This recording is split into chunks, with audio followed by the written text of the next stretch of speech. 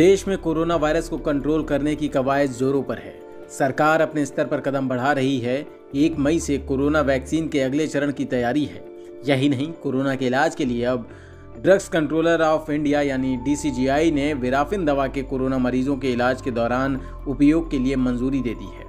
जाइडस कैडिला ने हाल ही में DCGI से विराफिन दवा के लिए मंजूरी की मांग की थी, जिसके बाद आज उसे मंजूरी दे दी गई। इस दवा को कोरोना के मध्यम लक्षण वाले मरीजों के इस्तेमाल के लिए इमरजेंसी अप्रूवल दिया गया है।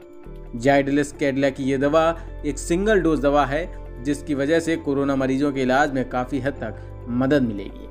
रेगुलेटरी फाइलिंग के दौरान कंपनी ने बताया कि कोरोना के बाद जल्द विराफिन दवा देने से मरीज काफी जल्द रिकवर हो सकेगा और कई तरह की जटिलताएं भी दूर होंगी।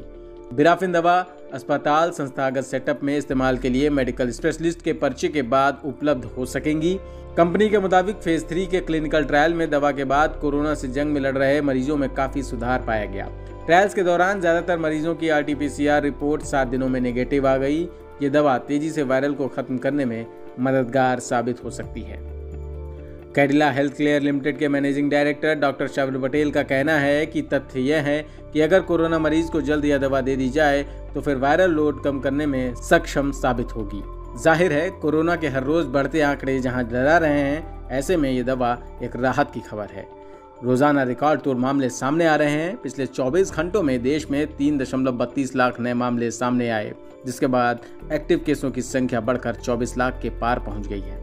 इस मुसीबत में जरूरत ऐसी दवाओं की है जो इस पर असर करें और लोग जल्द रिकवर करें। एक तरफ कैडिला की ये दवा जहां राहत की खबर लेके आई, तो वहीं दूसरी ओर कोरोना का सर्वाधिक खतरा झेल रहे प्रदेशों के मुख्यमंत्रियों के साथ आज PM मोदी ने भी मीटिंग की। इस मीटिंग में गृह मंत्री अमित शाह भी मौजूद रहे। इस दौरान PM मोदी ने सबसे पहले अधिकारियों के साथ देश की स्थिति पर चर्चा की और ताज़ा हाल जाना। इसके साथ PM ने 11 राज्यों के मुख्यमंत्रियों के साथ बातचीत की और वहां के राज्यों का हाल जाना। इस दौरान PM मोदी ने कहा कि ऑक्सीजन पहुंचाने के समय को कम करने की हर संभव कोशिश की जा रही है। इसके लिए रेलवे की ओर से ऑक्सीजन एक्सप्रेस भी चलाई जा रही है। वहीं वायुसेना की मदद के जरिए भी ऑक्सीजन की सप्लाई की जा रही है। इसके अलावा PM ने कहा कि अगर हम एक राष्ट्र के तौर पर काम करेंगे तो संसाधनों की कोई कमी नहीं होगी। उन्होंने उम्मीद जताई कि एक साथ मिलकर किए गए प्रयासों से हम देश भर में कोविड-19 की दूसरी लहर को रोकने में सफल होंगे। Newsroom post, Delhi.